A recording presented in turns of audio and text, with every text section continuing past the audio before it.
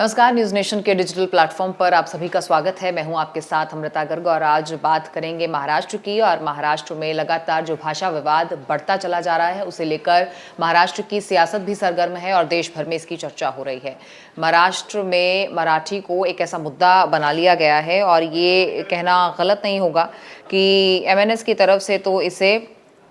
एक ऐसा मुद्दा कि जिसे आप रेपुटेशन से जोड़कर देख सकते हैं और लगातार इस मामले को लेकर चुनावी मुद्दा इसे बताया जा रहा है। मराठी गौरव को एक ऐसा मुद्दा बना लिया गया है जिसे लेकर अब बहुत सारी डिस्टर्बेंस जो है महाराष्ट्र में हो रही है। और ख़ास तौर पे जो बीते रोज़ एक मामला सामने आया एक दुकानदार के साथ मारपीट का, जहां 48 साल के इस युवक के साथ मारपीट हुई है। इनकी दुकान में सुबह के करीब कुछ एमएनएस के कार्यकर्ता जो बताए जा रहे हैं लोग, वो घुसते हैं, वो बातचीत करते हैं, वहाँ पर जो एम्प्लॉय होता है उससे बात करते हैं, उससे कुछ मांगते हैं, तो वो हिंदी में जवाब देते हैं और उसके बाद उनके साथ बहस शुरू हो जाती है। और फिर दुकान मालिक से पूछा जाता है कि महाराष्ट्र में कौन सी भाषा बोली जाती है, तो उन्होंने आगे से जवाब दे दिया कि महाराष्ट्र में तो सारी भाषाएं बोली जाती हैं। बस इतना कहने की देर थी कि एमएनएस के जो कार्यकर्ता ये लोग बताए जा रहे हैं, जो ग्रुप उस दुकान में पहुंचा था, उनको गुस्सा आ गया और उन्होंने बहस शुरू कर दी। बहस के बाद मारपीट तक बात पहुंच गई। अब इस सब के बाद सवाल ये है कि मराठी गौरव है, कोई भी स्थानीय भाषा आपका गौरव हो सकती है, लेकिन उसकी एवज में आप गुंडागर्दी तो नहीं कर सकते, आप इस तरीके की हरकतें तो नहीं कर सकते जो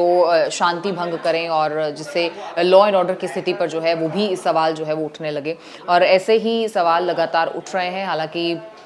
इस पूरे मामले में जब से सरकार का फैसला जो है वो सामने आया है पलटने का, अपने पैर कदम पीछे खींचने का, उसके बाद से भी कई सवाल उठ रहे थे। लेकिन अब अगर बात की जाए महाराष्ट्र में, जैसे कि योगेश कदम का बयान सामने आया बीते रोज़ कि महाराष्ट्र में मराठी तो बोलनी पड़ेगी, लेकिन अगर आपको नहीं आती है तो आपका ये एटीट्यूड कि हम मराठी क्यों बोलें, ये तो हरगिज़ नहीं चलेगा, इसके बाद तो कार्रवाई होगी। हाँ, फिर अपनी बात को कवर करते उन्होंने ये भी कहा कि लेकिन जिस तरीके से मारपीट हो रही है, जिस तरीके से शांति भंग हो रही है, वो भी नहीं होना चाहिए। तो जाते जाते इस बात को भी कवर किया। लेकिन इस पूरे मामले में अपडेट यह है कि सीएम देवेंद्र फडणवीस सामने आए हैं और उन्होंने सख्त चेतावनी दी है। शांति भंग करने वालों के लिए एक सख्त संदेश भी दिया गया है और ये कहा गया है कि आप कानून को अपने हाथ में नहीं ले सकते। भाषा विवाद अपनी जगह है, लेकिन इसकी एवज में आप गुंडागर्दी करें, आप मारपीट करें और किसी को आप फोर्सफुली ये जो है इम्प्लीमेंट करने की कोशिश करें, तो ये बिल्कुल बर्दाश्त नहीं किया जाएगा।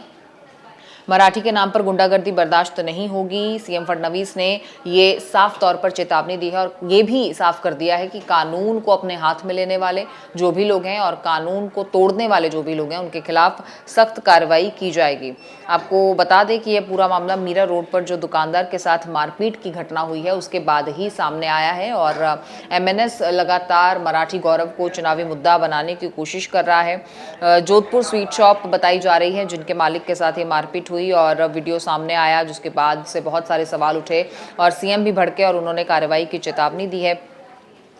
कई ऐसे मामले, एक नहीं कई इससे पहले भी सामने आ चुके हैं और ख़ासतौर पर महाराष्ट्र की बात की जाए तो वहाँ पर स्थानीय स्तर पर जो गुंडागर्दी बढ़ रही है वो बीते कई महीनों से जारी है और एक के बाद एक सामने आते ये मामले चिंताएं तो ज़रूर बढ़ा रहे थे। लेकिन जिस तरीके से अब महाराष्ट्र में दुकानदार के साथ मारपीट का मामला आया है, ये ऐसा लगता है कि इसके बाद इस मुद्दे ने और भी तूल पकड़ लिया है और आगे आने वाले समय में इस पर क्या एक्शन सरकार का होगा ये देखना होगा। लेकिन फिलहाल इस पूरे मामले में इस वीडियो वायरल होने के बाद जिस तरीके से थप्पड़ बरसाए गए उस दुकानदार पर, उसको देखकर हर किसी को गुस्सा भी आया और इस तरीके को भी गलत हर किसी ने ठहराया। देश भर में इस मामले पर चर्चा हुई, देश भर में इस मामले को लेकर सवाल उठे और अब सरकार हरकत में आई है और सख्त चेतावनी दी गई है और ये कहा गया है कि गुंडागर्दी बर्दाश्त नहीं की जाएगी। लेकिन यहाँ पर ये भी सवाल है कि आने वाले समय में क्या ये मुद्दा चुनावी मुद्दे के रूप में सामने होगा, क्योंकि महाराष्ट्र की अगर बात की जाए तो मुख्य जो दल हैं एनडीए के, उसमें शिवसेना है, उसमें बीजेपी है। तो ऐसे में बीजेपी को इसीलिए शायद ये कदम वापस भी लेना पड़ा और जिस तरीके से भाषा की जो फोर्सफुली लागू करने की बात थी और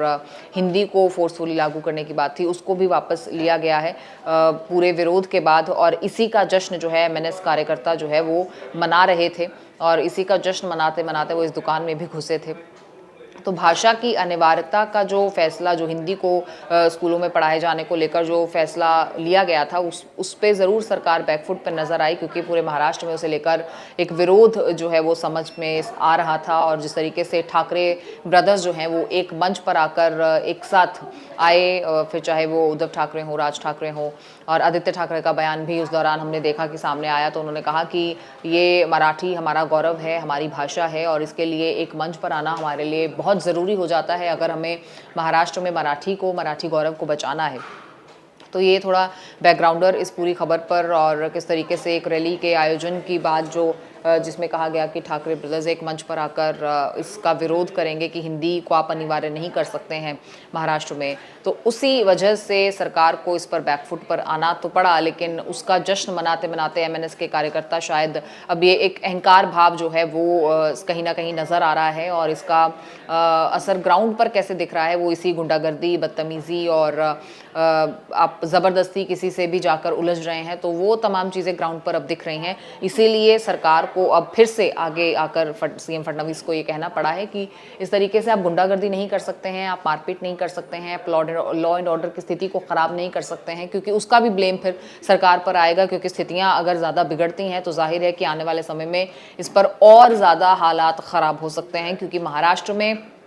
सिर्फ मराठी भाषी लोग जो हैं वो नहीं रहते हैं। देश भर से लोग अपने व्यवसाय को लेकर, अपने काम को लेकर, अपने सपनों को लेकर महाराष्ट्र पहुंचते हैं, मुंबई, खासतौर पर मुंबई पहुंचते हैं। तो ऐसे में अगर वहाँ बसने वाले लोग जो कि देश भर से हैं, उनमें से अधिकतर लोग ऐसे हो सकते हैं जो मराठी ना जानते हों, या मराठी ना बोल पाते हों, या ना समझ पाते हों। तो उन लोगों के लिए ये एक ऐसी बाध्यता ना बने कि वो उन्हें कहीं महाराष्ट्र ही छोड़ना पड़े। तो ऐसी भी परिस्थितियाँ अगर आने वाले समय में ये मामला और बढ़ता है और इस पर सरकार कंट्रोल नहीं करती है तो बन सकती हैं। तो जाहिर है कि ये एक स्टेट के बतौर एक फेलियर होगा, तो उसे ही अब कंट्रोल करने की और डैमेज कंट्रोल की कोशिश जो है वो लगातार की जा रही है। अब आने वाले समय में क्या होगा ये तो देखना होगा, लेकिन फिलहाल सीएम की तरफ से आई सख्त चेतावनी के बाद क्या इस तरीके की जो तमाम घटनाएं हैं,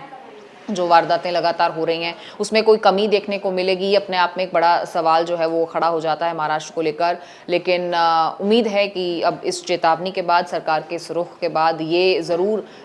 कम होंगी ऐसी घटनाएं, क्योंकि इससे पहले सरकार बैकफुट पर भी आई है, उन लोगों की भी बात मानी गई है, सुनी गई है, उसे भी तवज्जो दिया गया है, और हिंदी की अनिवार्यता को जो है वो फैसला जो है वो वापस लिया गया। तो ऐसे में अब जब इस तरीके की घटनाएं हो रही हैं, तो ऐसे जो शरारती तत्व हैं जो माहौल को बिगाड़ने की कोशिश कर रहे हैं, गुंडागर्दी की कोशिश कर रहे हैं, और ज़बरदस्ती का एक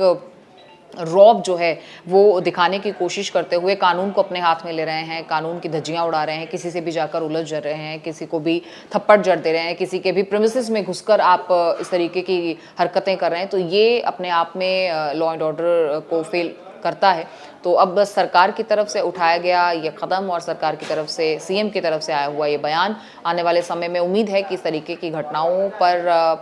रोक लगाएगा, पूर्ण विराम लगाएगा। और ये कब तक मुमकिन होगा, और एमएनएस का इस पर क्या रिएक्शन आता है, एमएनएस के कार्यकर्ताओं की तरफ से की जा रही इन हरकतों को क्या वहाँ से भी जो है वो निंदा मिलेगी, ये थोड़ा अभी इस कहना जल्दबाजी होगी। हालांकि एमएनएस अभी भी अपने कार्यकर्ताओं की इस हरकत को डिफेंड करता हुआ नज़र आया है। उन्होंने ये कहा कि दुकानदार पर उल्टा आरोप लगाएगी कि उसका एटीट्यूड ठीक नहीं था, उसने ऐसा क्यों कहा कि महाराष्ट्र में सभी भाषाएं बोली जाती हैं, और ये कहा गया कि दुकानदार का जो रवैया था वो अहंकारी था। अब किसी के प्रेमिसेस में आप घुसकर इस तरीके की हरकतों को अंजाम देंगे तो उस पर क्या सामने वाले का रिएक्शन होना चाहिए, मुझे लगता है ये आपको वीडियो में ज़रूर हमें कमेंट सेक्शन में बताना चाहिए। आपकी इस पर क्या राय है, ये भी आप हमारे साथ साझा कर सकते हैं। जो महाराष्ट्र में हो रहा है वो उस पर कैसे रोक लगाई जा सकती है, और सरकार के द्वारा आई अब सीएम की ये टिप्पणी या सीएम की तरफ से आई गई चेतावनी क्या असर दिखाएगी, ये भी आप ज़रूर अपनी राय जो है कमेंट सेक्शन में हमारे साथ साझा कर सकते हैं। फिलहाल इस वीडियो में इजाज़त दीजिए, और अन्य किसी वीडियो के साथ फिर से आपसे मुलाकात होगी। न्यूज़ नेशन के तमाम डिजिटल प्लेटफॉर्म्स पर भी आप इन वीडियोस को देख सकते हैं, और कमेंट सेक्शन में हमें बता सकते हैं कि कौन से और टॉपिक हो सकते हैं जिन पर आप बातचीत करना चाहते हैं। नमस्कार।